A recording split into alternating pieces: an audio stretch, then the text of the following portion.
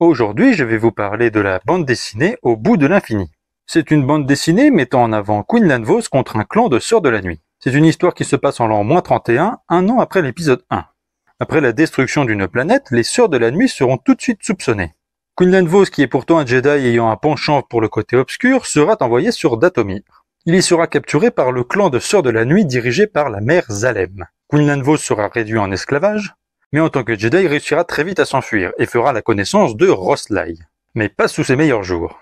Roslai était la fille mal aimée de Zalem et d'un Jedi inconnu. Mais Vos n'était pas là pour elle. Il était là pour comprendre pourquoi une planète tout entière avait été détruite. Il comprit bien vite que c'était quelque chose de plus antique que ça. En effet, les Sœurs de la Nuit avaient redécouvert les technologies des portes de l'infini. Une technologie qui avait été créée par les Quas, une des toutes premières espèces intelligentes de la galaxie et sensible à la force, que l'on voit d'ailleurs dans cette bande dessinée.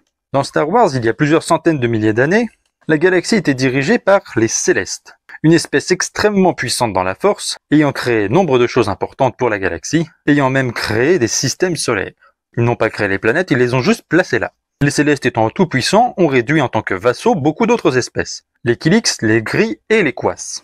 Les Quas, eux aussi, étaient assez avancés technologiquement, ils avaient inventé les portes de l'infini. Une technologie qui permettait de se téléporter n'importe où dans l'univers, en créant un portail qui s'ouvrirait aléatoirement dans la galaxie. Jusqu'au jour où le portail s'ouvrit sur la planète Léon, la planète des Rakata.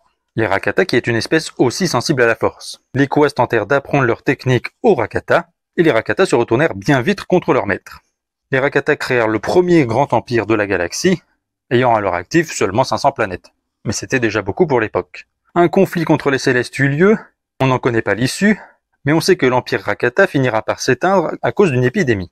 Et selon la mère Talzin, les Quas ont payé le prix fort, étant donné que c'était eux qui avaient découvert les Rakata et qui leur avaient appris à utiliser la force. Talzin considère que ce sont les Célestes qui ont réduit les Quas à l'état d'animal, les transformant en Qui.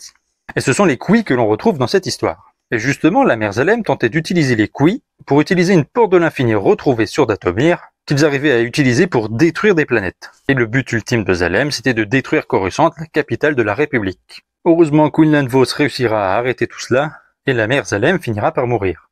C'est une histoire qui se finit assez vite, et elle fait beaucoup de références au roman Le mariage de la princesse Leia. Les dessins ne sont pas dégueux, on y voit des rancors chevauchés par des Sœurs de la Nuit, et des Sœurs de la Nuit utiliser une forme de sabre laser. Et cette histoire aura des références ailleurs. Dans le jeu vidéo Jedi Alliance, nous serons aidés par Roslai, la Sœur de la Nuit qui aide Quinlan Vos dans cette histoire. Mais aussi le clan de la mère Zalem. Après sa mort, il est considéré que Talzin récupéra toutes les Sœurs de la Nuit dans son propre clan.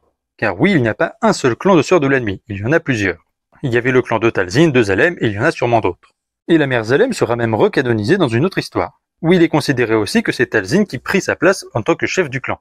C'est une histoire qui met assez bien en avant les sorcières de Dathomir, malgré qu'il rentre un peu en incohérence avec le mariage de la princesse Leia, mais ça reste encore une histoire fort sympathique. Voilà, si cette vidéo vous a plu, n'hésitez pas à vous abonner à ma chaîne YouTube Curlon, et que la force soit avec vous.